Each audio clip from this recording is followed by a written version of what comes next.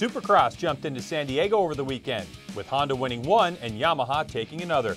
We talked to 250 West star Cooper Webb about his injury and weekend. Arenacross stopped in Pennsylvania, and two first-time winners emerged. And one of them gives us the scoop. MotoGP tested for the first time in 2015, and we'll tell you how it went. All that and more only on the Racer X Show.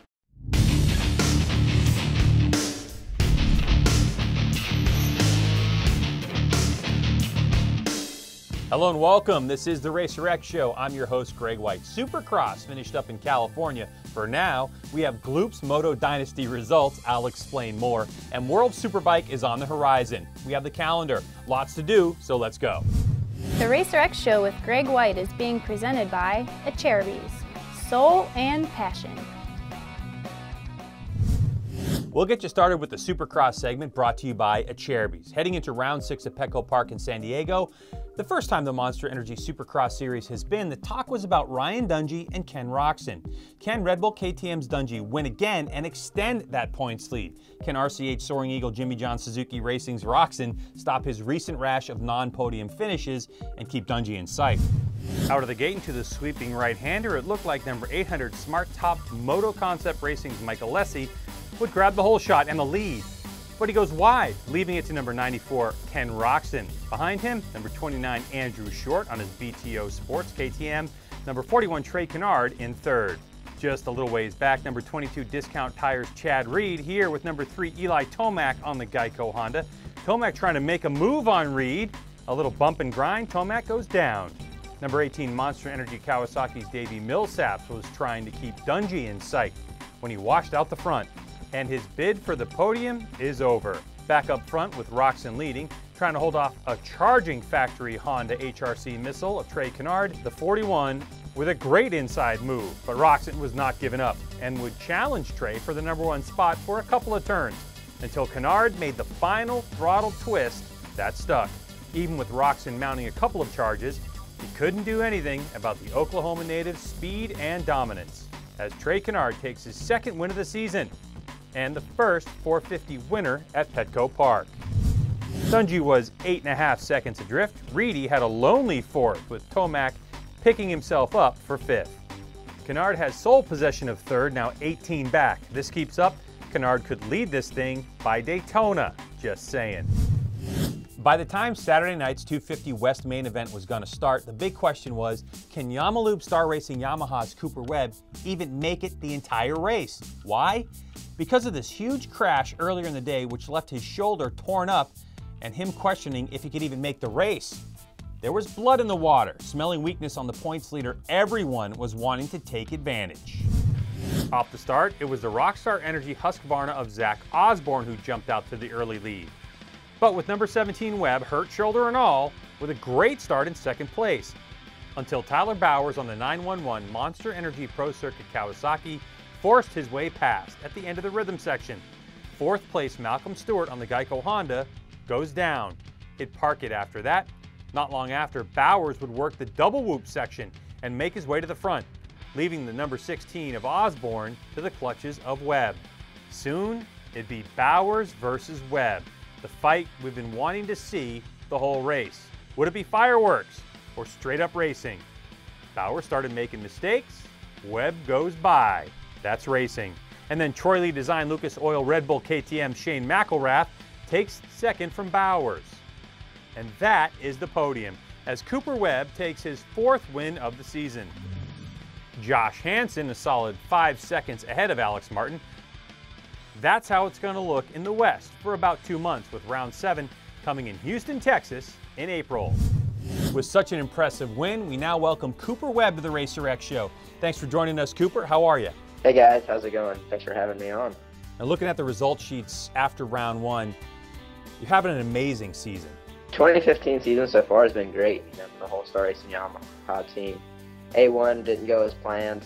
It had some rough luck and unfortunately got 7th there, but really ever since then, everything has gone great. Very nice. But after your big crash on Saturday night, how you feeling right now? Yeah, we had a pretty nasty spill actually in practice. That was a really bummer for me. But I'm feeling a little sore. You know, I went to the doctor today and just to kind of clear some things up, but haven't had any results yet.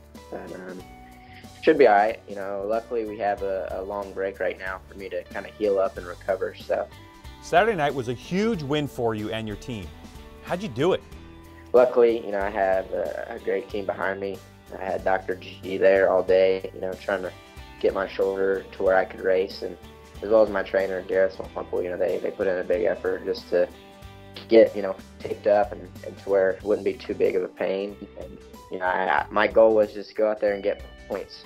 I knew if I got 13th or better, then I would still have the red plate. And but obviously, you know, once you be on the track, you forget about that. And you know, I got off to a good start and was actually fine with where I was. You know, I had pressure from Shane behind me and was about to actually just let him by and try to settle for the podium. And you know, I just kind of told myself, well, you know, it hurts right now. It's going to hurt whether you ride, you know, at 80% or 100. So just decided to kind of block it out and go for the win. You know, I'm a highly competitive rider, and you know, I hate losing. So for me, I just put my head down, and I knew obviously it was going to hurt, but I kind of saw that Tyler started making mistakes, so I just went for it and put my head down, got into the lead, put in a few solid laps, and you know, obviously I've been dealing with this pain ever since. But you know, I think that's what makes us motocross guys special, is we can do stuff like that. The 250 West Championship is on a break until April 11th. What's the plan for the next 2 months? We'll start riding some outdoors. Obviously, that's another goal of mine, is to try to do well in outdoors. So we'll start the outdoor testing and training and stuff like that. And then obviously the closer and closer we get to Supercross, kind of get back to the Supercross mode. You know, obviously our main goal right now is to get the Supercross Championship and try to get that done for sure. But it'll be nice, you know, to have a nice break. And you race Supercross for so long and ride Supercross for so long that it's actually nice, you know, to kind of get back to the outdoor tracks. So I'm looking forward to it. Thanks for joining us, Cooper. Good luck with the shoulder and the rest of the season. For sure. Thanks, guys. I really appreciate it. Now on to Supercross Fantasy. I was 3 minutes late getting my picks in for the Moto Dynasty Fantasy this week, so it didn't take. It's killing me. So our producer-editor Gloop volunteered his results. Let's see how he did. In the 250s, he crushed it with an unexpected win from Cooper Webb. Nice. And Bauer's third. Look at him go. In 450s, not so lucky. He picked Roxon to win with Kennard stealing it all. Now, you can join and play anytime this season, like I'll do again this weekend. MotoDynasty.racerxonline.com has it all for you. So go there, play, and have fun with your friends. To watch Supercross live, check out Fox Sports 2 this week from Arlington, Texas, AT&T Stadium. 8 p.m. East on Fox Sports 2. Make sure you hashtag Who's Next on all your social media. That's our Supercross segment, presented by Acherbys. Now it's on to the AMSOIL Arenacross Series, featuring Ricky Carmichael's Road to Supercross, Round 5 from Wilkes-Barre, PA, at the Mohegan Sun Arena. Racing was Friday and Saturday, where we had 2 first-time winners showcasing the great competition that Arenacross brings to small cities around the U.S. And here to help me talk about them, Saturday night's overall winner, Matt Goerke. Welcome, Matt. Thanks. Glad to be on. So how's the transition from Supercross to Arenacross going? It's been going good. It started off well. It was a little different than I expected. Just I was consistent, so I got the points lead right away. But then I started figuring out the intensity, but I guess I went too far with it and started crashing a lot, lost the points lead. And then finally Saturday I just backed down just a little bit, and then I was able to get the win. What happened in the 2 mains Friday night in Pennsylvania? First main, I started second row, and I rode really well that one. I caught all the way up from second row to third, which felt like that was probably the fastest I went all weekend. But then the second one, I had to start second row again because they drew the 16, and I should have probably just been a little more patient, and I wasn't, and then I just fell on my own. Just picked the bike up after falling, and I was already back, and I guess not many other people fell because I ended up finishing like 14th. Bobby Canary took the overall. And he rode really smart like I did Saturday night, and he got like a 1.5. All right, how about Saturday night? A new day and a much different result. Yeah, main number 1, gate drops. I came out second, which I was really happy with that. And then I stayed behind Regal for a little while. I tried to pass him a few times, but I didn't want to fall or do anything crazy, so I waited till I had a perfectly clean pass to make the move, and then I did, and then just rode smooth the rest of the race. Main 2, I think I was in 5th, and Regal went down at the beginning. I knew he got second behind me, so then I was in 4th. Just stay in 4th behind Chris and stay smooth and don't fall. I'm pretty sure I have the overall, especially since I won the bracket race. So like I was thinking that while I was riding, so then I kept looking at my pit board too to make sure, like, because I knew if I needed to pass one guy, Chad would have rode it on the pit board, and he didn't. He just kept saying breathe and relax, and also I just did that and worked it out. Well, Matt, thanks for joining us here on the Racer X Show. We appreciate it, and good luck the rest of the season. Okay, sounds good. Thank you. You can watch the re-air, round 1 of the AMSOIL Arenacross series from Cincinnati, Ohio. It airs on Fox Sports 1 Wednesday, the 11th at 10 a.m. East, 7 a.m. Pacific. Last week, the Daytona Supercross track designed by Ricky Carmichael was unveiled. The same track that the Mountain Dew ATV MX Series racers will face, with some shaved-down jumps. Highlights? The starting gate moved to the west end of the tri-oval towards turn 1. Additionally, it'll be run in reverse in a clockwise rotation, something that hasn't been done in years. Hey ATV racers, you should get down to Daytona and Supercross it up. There's still gate spots available. When you enter, you get some extra cool stuff. A spot at the race, of course, gate admission starting Friday through ATV race on Tuesday, that's 5 days worth. And you can check out Supercross, the Ricky Carmichael Supercross races. You get a free ticket to Saturday night's Supercross race. Go to atvmotocross.com to register now. And pros, this is a points-paying round for you, so get signed up today. The 2015 FIM World Superbike Series is getting ready to start. Take a look at this. February 22nd from Phillip Island, Australia. A month later in Thailand. Then the European run starts, 2 each for the next 3 months. At famed circuits like the Assen TT, Donington Park, Misano, and in the U.S., July 19th at Mazda Raceway Laguna Seca. A hot August race in Malaysia. September is Spain, October France, wrapping things up in Qatar, October 18th. Visit worldsbk.com and schedule your trip to watch World Superbikes live. The first official MotoGP test of 2015 happened last week in Sepang, Malaysia. 3 days of good weather featuring new teams, new motorcycles, and some new riders in the premier class. Now, topping the list was 2-time and reigning MotoGP champ Marc Marquez. Marquez on his Repsol RC213V posted a 1:58.867, the fastest lap ever recorded on 2 wheels around Sepang International Circuit.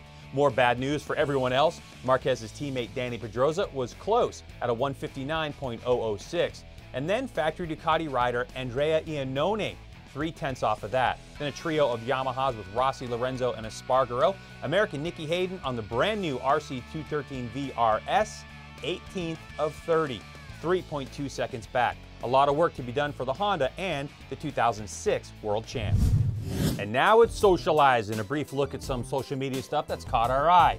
Like this bit of cross-training with Yoshimura Factory Suzuki's Roger Hayden.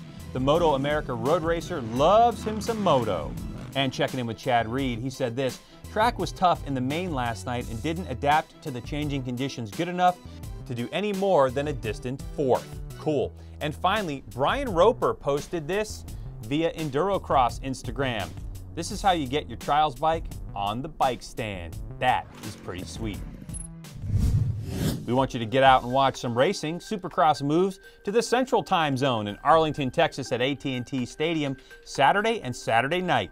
Tickets are available. Go to supercrossonline.com for more information. Get down there and check out Supercross. The Racer X Show with Greg White is being presented by Acherbys, Soul and Passion. Okay, that'll do it for us for now. But next week, we talk to World Superbike team owner and racer, American Larry Pegram. He's racing the American-made EBR in the World Superbike Series. But for now, make sure you check out all of our social media, Twitter and Instagram, it's Racer X Show. On YouTube, The Racer X Show. Like us, follow us, spread the word if you like. Feel free to post it all around. We love it and appreciate it. You can follow me personally on Twitter. It's at Greg White. Well, for the fine crew here at The Racer X Show and Racer TV, I'm Greg. Remember, we are all racing all the time. See ya.